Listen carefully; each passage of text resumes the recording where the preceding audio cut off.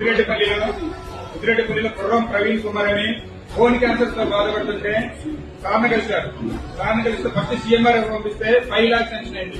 తర్వాత మళ్ళీ ఎమ్మెల్యే బాలకృష్ణ గారి దృష్టి తీసుకెళ్తే ఆ 5 lakhs కూడా శాంక్షన్ చేయించి 100% ఫ్రీగా ట్రీట్మెంట్ చేయించారు.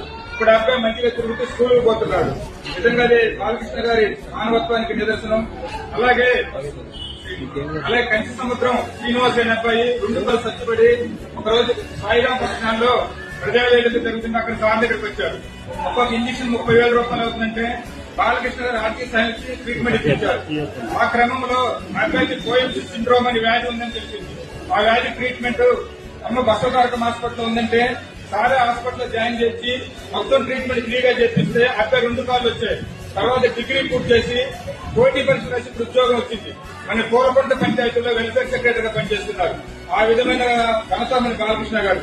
అలాగనే మన హిందూపూర్ టౌన్ లో డైమండ్ బాబు అనే ఒక అబ్బాయికి ఇద్దరు కొడుకులు అమల పిల్లలు. ఇద్దరు పుట్టుకతోటి మూగు చెవులుగా పుట్టారు.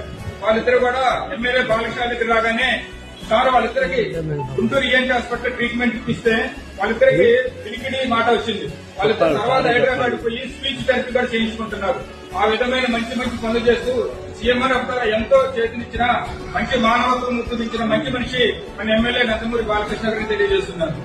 ఇప్పుడు